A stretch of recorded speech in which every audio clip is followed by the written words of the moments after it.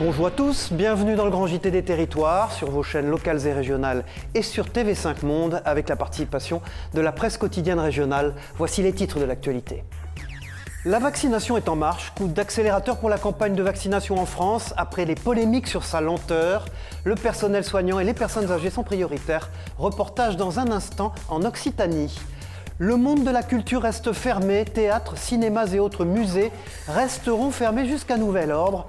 La date du 20 janvier, un temps espéré par le monde de la culture, est désormais repoussée par le gouvernement. Les réactions à suivre dans ce journal. Un grand comédien et metteur en scène, Robert Hossein, vous le savez, est décédé la semaine dernière. Sa ville d'adoption, Vittel, dans les Vosges, lui a rendu un bel hommage que nous regarderons en images tout à l'heure. Enfin, vous le verrez pour terminer ce journal, de belles images des ballets de Monaco qui, malgré la pandémie, continuent de fonctionner. Je vous le disais dans les titres, la vaccination s'accélère sur fond de polémique sur son rythme jugé trop lent par certains. La priorité a été donnée aux personnels hospitaliers et aux personnes âgées. À l'hôpital de Pradès, dans les Pyrénées-Orientales, bien connu du Premier ministre, il en était le maire, 12 patients de l'unité soins longue durée ont accepté de recevoir le traitement. Tous les détails avec la chaîne Via Occitanie sur place. Allez, j'y vais, Madame Falguer, je vous prie. Les premiers vaccins contre la Covid-19 ont été effectués en Occitanie ce lundi. À l'hôpital de Prades, dans les Pyrénées-Orientales, 12 patients de l'unité de soins longue durée ont accepté de recevoir le traitement. Ça s'est très bien passé, j'ai rien senti. Dès qu'on en a parlé, j'ai dit, allez, tire à mes mères. Parce que je tiens pas du tout à la voir, cette cochonnerie. En plus des patients, les soignants de plus de 50 ans peuvent aussi recevoir le vaccin depuis lundi. Le docteur Patrice Gimbert est le premier praticien de santé à avoir reçu la vaccination dans les Pyrénées-Orientales. Il souhaite montrer l'exemple et encourager ses patients à faire de même. Je suis exposé tous les jours, donc c'est normal que je me fasse vacciner. Et puis c'est un acte de protection pour la société, quoi. Enfin, c'est un acte civique. Je suis un pro de la vaccination depuis toujours.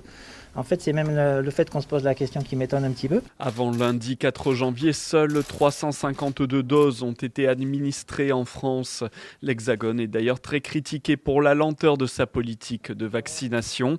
Mais la couverture vaccinale va s'intensifier.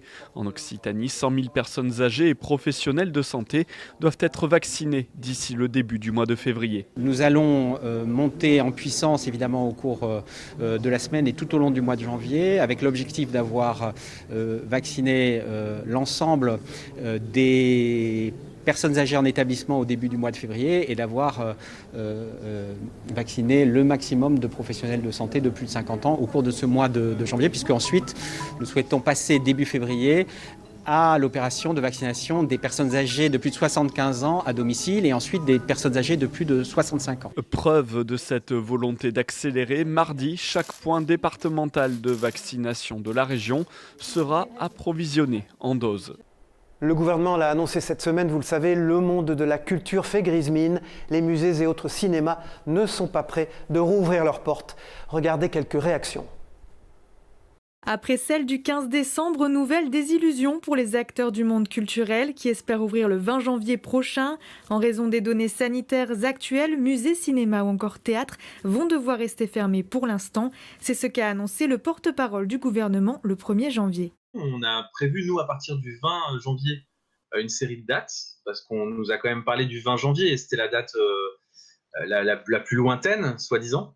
Mais j'ai peur que malheureusement, ce soit une date encore de revoyure. Une réouverture tant espérée qui n'arrive pas et des dates sans arrêt repoussées qui ne permettent pas aux acteurs locaux de se projeter. Ils attendent des déclarations claires de la part du gouvernement. Moi, je préférerais qu'on me dise, écoutez, vous ne pouvez pas jouer jusqu'au 1er mars, vous ne pouvez pas jouer jusqu'au 1er avril, parce qu'on s'organiserait autrement. Alors que là, en réalité, on ne peut pas s'organiser. C'est de 10 jours en 8 jours qu'on prévient les spectateurs. Donc tous les 10 jours, on leur écrit, bon bah désolé, mais là, on ne va pas pouvoir jouer. Les acteurs du monde culturel comprennent que l'épidémie ne permet pas d'avoir une date fixe de reprise. Ils se tiennent prêts à rouvrir leurs portes et attendent le feu vert du gouvernement. Vous nous avez fait confiance au mois de mai lorsque nous avons rouvert. Faites-nous confiance. Nous avons pris les mesures nécessaires pour permettre de travailler dans de bonnes conditions. Nous sommes vraiment utiles. Nous souhaitons vivement pouvoir accompagner nos concitoyens et obtenir de vous rapidement une ouverture. Les établissements culturels n'ont pas rouvert leurs portes depuis octobre dernier. Et l'on repart de la météo dans ce grand JT des territoires. L'hiver est bien là et cela faisait longtemps qu'il n'était pas arrivé. Dans la Loire, les températures sont basses et la neige est là également pour les habitants de la région. Cette neige fait pourtant chaud au cœur. Un reportage de nos confrères sur place de TL7, Télé Loire 7. Depuis le 1er janvier, les températures n'ont pas dépassé la barre symbolique des 0 degrés. Le froid commence à s'installer. Je trouve que ça fait du bien. Moi, j'aime bien l'hiver, j'aime bien voir les 4 saisons. Donc, ça rassure aussi d'avoir des hivers aussi froids qu'avant. Donc voilà, moi, je suis contente qu'il y ait de la neige. Il faut faire gaffe et être équipé. Bon, on se retrouve un petit peu avec un climat normal de chez nous, quoi. Enfin, c'est un peu normal en janvier qu'il fasse froid. C'est sûr que c'est un peu dur de travailler dehors là tout de suite, mais on n'est pas habitué. Mais bon. C'est normal. Dans le massif du Pilat, ici, il fait moins 5 degrés. Un épais brouillard recouvre le décor. D'habitude, on peut voir derrière moi un magnifique paysage. Aujourd'hui, on ne voit rien. La neige aussi reste fixée au panneau. Elle est gelée complètement. Et sur la route, attention parce que le verglas persiste encore. Sur les routes, jusqu'à moins 8 degrés, le sel est déversé pour faire fondre le verglas. Et dans le cas d'un hiver rude, 25 000 tonnes de sel sont réservées pour l'entretien des routes. Ça faisait longtemps que ce n'était pas arrivé. Et là, on est sur les 2 semaines qui viennent, on a des prévisions météo qui sont pas très bonnes et qui laissent penser qu'effectivement les conditions peuvent être difficiles. Donc on aura sans doute un hiver plus rigoureux au moins que l'hiver dernier. Quand on est en température négative entre 0 et moins 7, moins 8, le sel permet effectivement de faire fondre la neige et de faire fondre la glace quand c'est du verglas. Vous l'aurez compris, les routes du département de la Loire sont largement praticables, mais ici, dans la montée du col de la République, les équipements spéciaux sont obligatoires, comme l'indique le panneau juste derrière moi. C'est le cas aussi pour le col du Béal et celui de la Loge. La nouvelle année commence bien, vous allez le voir, pour les automobilistes amiénois. Le stationnement gratuit à partir de 17h30 en centre-ville est désormais officiel. Cette mesure expérimentale pour l'instant, qui vise à redynamiser les commerces de centre-ville, va durer 6 mois. Alors comment est-elle accueillie? Par les amiénois, directement sur place, par les commerçants. Les équipes de la chaîne WEO, la chaîne de la Voix du Nord, vous racontent cela sur place, regardez. Se garer gratuitement en centre-ville d'Amiens à partir de 17h30, c'est désormais possible. Depuis samedi dernier, les Amiénois peuvent profiter sereinement des commerces. Dans les rues d'Amiens, la nouvelle est pour la plupart saluée, mais certains s'interrogent encore. Personnellement, je ne suis pas intéressé en ce sens que je prends le bus. Et je trouve que c'est la solution la meilleure, encore. Parce que 17h30, arrêter, ça laisse très peu de temps. Ça va faire du bien aux commerçants qui ont beaucoup souffert. Pour certaines enseignes du centre-ville, le contexte sanitaire et les confinements successifs ont été fatals. Régis de Grise est caviste en centre-ville d'Amiens. Pour lui, la gratuité du stationnement à partir de 17h30, oui, mais il faudrait aller plus loin. Est-ce que ça ne va pas faire un effet ventouse ? C'est-à-dire que les personnes habitant en centre-ville, forcément, vont être tentées aussi de se garer plus près. Voilà. Et ça, c'est l'expérience qui nous le dira. Mais globalement, moi, je pense que c'est une excellente mesure. On a franchement besoin de ça. Ce qui serait bien aussi par la suite, ça serait d'éventuellement rendre la première journée des soldes gratuite également. Et le premier samedi des soldes, ça pourrait être une grande aide pour les commerçants du centre-ville. Le stationnement gratuit était une promesse de campagne de la municipalité en place avec un objectif, redynamiser le centre-ville et soutenir les commerçants. Difficile pour l'heure de connaître les effets de cette mesure en phase de test. Alors pas question d'aller plus loin pour le moment. On va faire des comptages, on va voir si ça vit bien, si c'est opportun, si ça n'amène pas non plus trop de voitures ventouses. Tout est à tester, hein. Il faut vraiment essayer pour être sûr de l'efficacité. La gratuité du stationnement en centre-ville à partir de 17h30 durera 6 mois. En cas de couvre-feu à 18h, la mairie assure que le dispositif pourra être prolongé.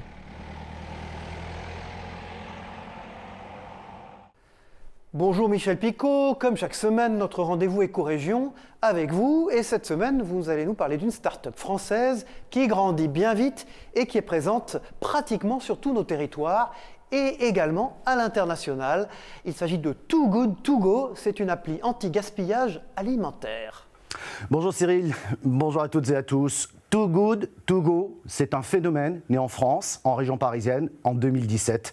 Le concept, lutter contre le gaspillage alimentaire, La méthode, nouer des partenariats avec des magasins alimentaires, boulangeries, pâtisseries, supermarchés et même des hôtels dont les petits déjeuners ont été souvent surdimensionnés et finissent à la poubelle. L'idée est donc de constituer des paniers avec des produits justement qui ne seront pas vendus et vendre ces paniers à prix avantageux. Et pour trouver des acheteurs consommateurs, ils ont créé une application mobile de mise en relation entre ces commerçants et les consommateurs. Le succès est colossal. En France, et dans 15 pays aujourd'hui, et même à New York et Boston. En 2020, ils ont évité de jeter 15 millions de repas grâce à leur panier. Côté effectif, dans notre pays, ils sont passés de 7 en 2017 à 90 aujourd'hui et ils sont 600 en Europe. Enfin, ils se sont engagés aussi sur les dates de limitation de consommation des produits afin de mieux gérer les flux de cette nourriture, pas forcément en fin de vie. La France, vous le savez, gaspille près de 10 millions de tonnes de produits alimentaires et sur ces 10 millions, 1,2 concerne de la nourriture encore consommable. La lutte contre le gaspillage alimentaire, c'est très tendance, c'est même une prise de conscience de la part des consommateurs. Je pense qu'on n'a pas fini d'entendre parler de cette entreprise Too Good To Go. Merci Michel Picot et rendez-vous dans un nouveau Grand JT des territoires pour la rubrique Éco-région. Tout à fait autre chose dans l'actualité maintenant, direction les Yvelines, où la gendarmerie, la préfecture et le monde équestre se sont réunis fin décembre pour acter un nouveau protocole de protection des équidés. Un moyen d'anticiper les actes malveillants faits aux chevaux suite aux nombreuses mutilations recensées en France ces derniers mois. Les précisions d'Éléonore Sinoquet et de Nicolas Dandry pour TV78 sur place. Vigilance équidée, c'est le nom de la convention qui a été signée mercredi 30 décembre dans les écuries du poste à cheval de Saint-Nom-la-Bretèche, entre le monde équestre, l'État et la gendarmerie. Objectif, assurer la protection des chevaux après la vague de mutilation d'équidés de ces derniers mois. C'est une première nationale et ce qui est très intéressant, c'est de voir la conjugaison des efforts de tout le secteur privé, des centres équestres, des éleveurs, des militaires, avec la gendarmerie nationale, la gendarmerie à cheval et la garde républicaine. Cette convention vise à créer un réseau départemental d'échange et de solidarité entre forces de l'ordre et monde équestre. Pour ce faire, 15 référents équitants seront répartis sur le territoire. À Maule, ce sera Emma Bataillon. Le rôle, en fait, c'est de faire le contact entre les différents acteurs, donc notamment gendarmerie, pour faire remonter l'information le plus vite possible et agir en cas d'événement, ce que l'on ne souhaite pas, bien sûr. Les Yvelines n'ont pas été choisies au hasard pour être le premier territoire à signer ce nouveau protocole de protection. 15 000 chevaux et plus de 800 propriétaires, c'est le premier département équestre d'Île-de-France. Et il comporte aussi 2 unités de gendarmes à cheval. Les missions de ces 2 unités sont assez classiques. Ça nous permet encore une fois donc, de faire du contact, du renseignement avec la population et puis évidemment donc, d'avoir des relations très particulières avec le monde du cheval d'une manière globale, donc les centres équestres, les haras. C'est beaucoup plus simple parce que les gens viennent beaucoup plus nous voir et ils nous donnent beaucoup de renseignements qu'ils n'auraient pas forcément donné à un véhicule gendarmerie. En plus des 15 référents équitants, un guide va aussi être diffusé et des panonceaux affichés pour aller encore plus loin dans la sécurité. Janvier est en théorie un mois avec un peu moins d'alcool pour beaucoup d'entre nous qui ont pu en abuser pendant les fêtes. Voici donc ce que donnent les bières artisanales sans alcool. Elles offrent les mêmes plaisirs qu'une bonne bière, elles ont toutes les qualités requises, la couleur, la densité, l'amertume et le goût, et le tout pour moins d'1 degré d'alcool. Télé Grenoble les a testées pour nous, regarder. Elles sont à boire sans modération. Les bières grenobloises Edmond sont sans alcool. Blondes, blanches, brunes, dark ou IPA, elles offrent les mêmes plaisirs qu'une bonne bière artisanale. Elles ont toutes les qualités requises. Couleur, densité, amertume et goût, le tout sous les 1 degré. Ces bières sans alcool s'adressent aux amateurs de bière en premier lieu qui ont envie de maîtriser leur consommation d'alcool en fait. Ce n'est pas forcément une bière pour les femmes enceintes comme on peut penser. La bière sans alcool a quand même une image très ringarde et on a voulu la mettre au goût du jour. La microbrasserie Edmond est la première brasserie artisanale française dédiée 100% à la bière sans alcool.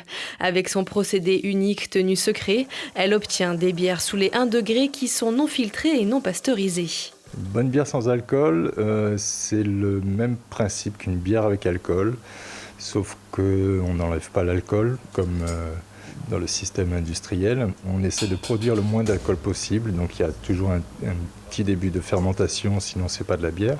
Les qualités requises sont effectivement, pour nous en tout cas, c'est les bulles, le goût de céréales, donc des maltes, et un houblonnage aussi assez maîtrisé.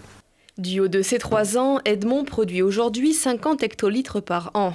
Et de nouvelles recettes sont déjà dans les tuyaux, une bière blanche ortie-rhubarbe et une bière à la courge. Nous partons maintenant sur les traces de la meilleure galette des rois, une tradition dans nos régions en ce mois de janvier. Pour la région Bretagne, c'est Alain Lemeunier du département d'Ille-et-Vilaine qui remporte le prix. C'est une rencontre et une dégustation qu'on vous propose maintenant avec les équipes de TVR sur place à Rennes. Ce matin, la file d'attente s'allonge devant l'atelier boulanger à Saint-Jacques-de-la-Lande. Beaucoup de curieux venus goûter à la nouvelle attraction locale, la meilleure galette des rois d'Ille-et-Vilaine. On ne la trouve qu'ici, dans la boulangerie de Christophe et Tiffaine Roignan, et son succès ne faiblit pas. Nous l'avons déjà goûtée, là je reviens d'en prendre une autre, et c'est vrai qu'elle est excellente. Belle consistance, bien dorée sur le dessus, avec une pâte pas trop épaisse et surtout pas écœurante du tout. Celui qui a mis au point la recette gagnante, c'est Alain Lemeunier. Boulanger-pâtissier expérimenté, il travaille depuis 1 mois à l'atelier boulanger et s'est présenté au concours de la meilleure galette grâce aux encouragements de Christophe, son employeur. Ce dernier était aux premières loges pour suivre ses exploits. Là, pendant 15 jours, il a fait que ça et puis ça a payé. On a fait beaucoup d'essais pour le résultat qu'on connaît, donc c'était un vrai plaisir. Un vrai plaisir de savoir qu'il avait fini premier, qu'on avait fini premier, même si c'est vrai que tout le mérite lui appartient. On a laminé le feuilletage, on a trouvé la bonne épaisseur. On va passer au détaillage. Pour participer au concours, Alain a dû présenter une galette à la frangipane de 30 cm de diamètre, une taille importante rendant la cuisson délicate. Créatif, il s'est aussi longuement entraîné à la réalisation de motifs destinés à la décoration. Je me suis entraîné à faire des dessins, plein de fois le dessin à la main, avant de le reproduire sur la pâte. Mais c'est vrai, la cuisson, c'était pour moi, c'était le plus gros challenge à trouver, c'était la cuisson. Parce que pour avoir un produit cuit à cœur et pas sec sur les bords, c'était le problème. L'année prochaine, Alain Lemeunier fera à son tour partie du jury, comme tout gagnant du concours.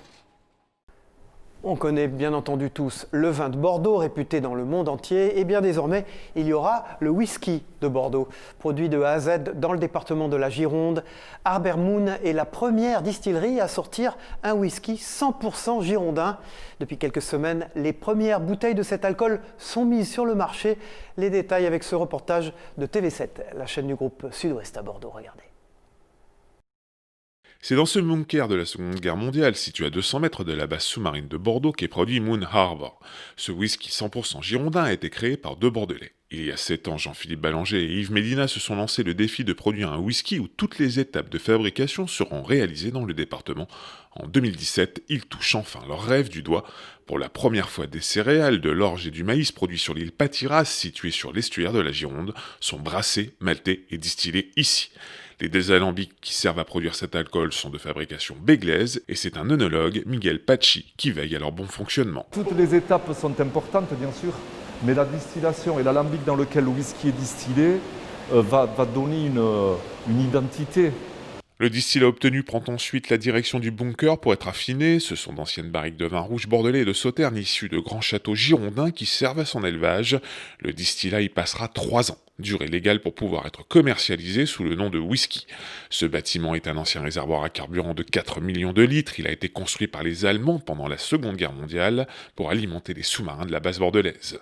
Il n'a jamais été utilisé comme tel. Ses murs mesurent 6 mètres d'épaisseur. Nous sommes dans un endroit construit par les Allemands, donc avec une qualité de construction, on peut dire, indestructible, puisque c'est construit à l'épreuve des bombes. Et ça permet d'avoir une amplitude thermique, certes, qui existe, mais qui est, je dirais, avec beaucoup d'inertie et de lenteur, ce qui est très très favorable à un beau vieillissement de notre whisky. Les créateurs de Moon Harbour poussent même l'expérience du whisky 100% girondin jusqu'à son paroxysme. Des algues, le varech récolté sur les plages du département servent à fumer certaines céréales avant leur brassage. Moon Harbour produit à l'heure actuelle 30 000 bouteilles de whisky girondin par an. Ses créateurs souhaitent que cette production atteigne 80 000 cols annuels dans quelques années. Et puis dans ce grand JT des territoires, un hommage amical à Robert Hossein, homme de cinéma et de théâtre disparu, vous le savez, il y a quelques jours. Sa ville d'adoption Vittel dans les Vosges lui a rendu un hommage cette semaine, avant un hommage national qui lui sera rendu mi-janvier. Regardez ce reportage des équipes de Via Vosges sur place. Je ne peux qu'espérer de toutes mes forces que tout à coup il y ait une prise de conscience, enfin, et qu'on puisse tout à coup, dans le respect des religions, des races, de tout le monde. Ce discours humaniste et œcuménique ne verra pas 2021, en tous les cas pas dans la bouche de Robert Hossein, qui s'est éteint le 31 décembre dans une clinique à Essey-les-Nancy au lendemain de son 93e anniversaire. Un décès pas lié au coronavirus, contrairement à ce qui était dit dans un premier temps, a tenu à faire savoir à l'AFP sa veuve Candice Patou, qui avait choisi de vivre avec son époux dans leur maison vittelloise, Vittel, où un registre de condoléances a été mis à disposition de la population en mairie. C'est un vrai Vittellois, tout à fait, oui, parce qu'il avait su se fondre dans la population. On était fois surpris de dire, tiens, il est là, il est à côté de nous, sans faire de bruit, sans esclandre, un grand bonhomme. Un grand bonhomme, citoyen d'honneur de la ville, qu'il a découverte dans les années 80 et où il s'est donc installé progressivement au point de vouloir en faire sa dernière demeure. Vous savez, c'est le premier ambassadeur de Vittel, donc moi j'ai vu ce qu'on portait sur Paris, j'ai vu ce qu'on portait au-delà des frontières. Vittel était quelque chose pour lui. Et pourquoi il y a eu cet attachement ? Je pense qu'il est tombé amoureux de la ville. Il était très attaché à l'ancien maire Guillemot de Bouloumier et en fait ça lui permettait de préparer ses spectacles et de travailler sereinement dans un cadre enchanteur et paisible pour lui. De son vrai nom Abraham Hosseinoff, fils d'un compositeur d'origine iranienne et d'une comédienne juive moldave, Robert Hossein aura marqué de son empreinte le cinéma et le théâtre en France et bien au-delà. C'est une carrière exceptionnelle parce qu'il a tourné avec tous les metteurs en scène, les grands metteurs en scène, il a tourné avec tous les acteurs et les actrices de sa génération. Il avait des souvenirs absolument incroyables parce qu'il avait rencontré Chaplin, il y a encore peu de temps il me parlait de Rita Hayworth, d'Ava Gardner, de Marlène. Donc c'est tout le monde du cinéma et du spectacle qu'il représentait. Avant un hommage national qui devrait être rendu courant janvier à Paris, les obsèques de Robert Hossein auront lieu dans la stricte intimité ce mercredi après-midi à Vittel, où il sera inhumé selon son souhait. La municipalité et sa veuve Candice Patou ont prévu d'y travailler de concert. Une fondation et un musée à sa mémoire verront sans doute également le jour dans la cité thermale. Voilà, Robert Hossein aurait sans doute aimé cela. Nous partons dans la principauté de Monaco, où malgré la crise sanitaire, les représentations du ballet de Monte-Carlo continuent. Une chorégraphie signée Jean-Christophe Maillot, accompagnée par l'Orchestre Philharmonique de Monaco. Regardez ces images, c'est un reportage de José Sacré pour la chaîne Monaco Info.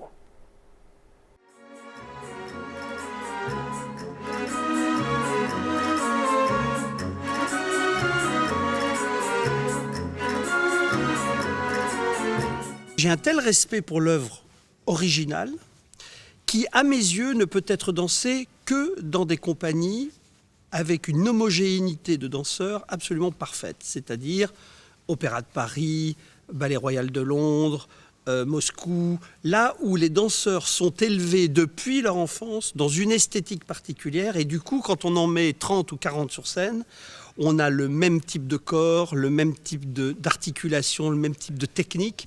Et du coup, on a quelque chose qui est extrêmement harmonieux. Mais dans une compagnie comme la nôtre, à Monaco, où j'ai 25 nationalités, des gens qui viennent du monde entier, avec des peaux blanches, noires, mates, il y a une obligation à repenser une écriture chorégraphique qui correspond à l'outil qui est celui des ballets de Monte-Carlo.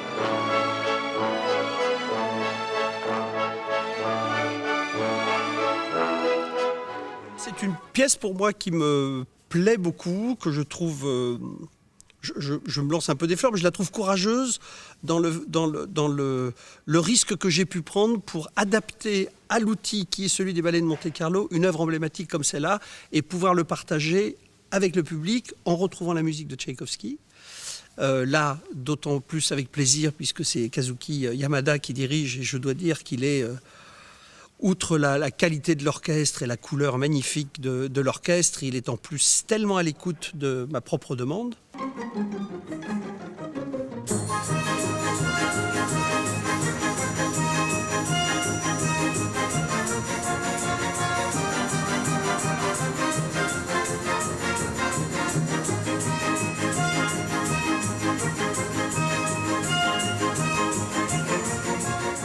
I don't know the exactly things, but maybe the many years ago, or very traditional style of the ballet, maybe it's very strict.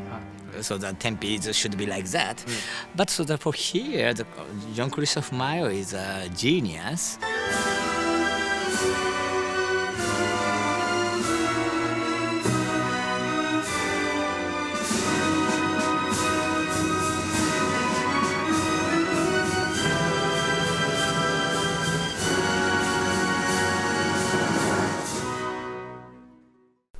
Voilà, merci d'avoir suivi cette édition du Grand JT des Territoires sur vos chaînes locales et régionales et sur TV5 Monde. On se retrouve pour une prochaine édition. Au revoir à tous.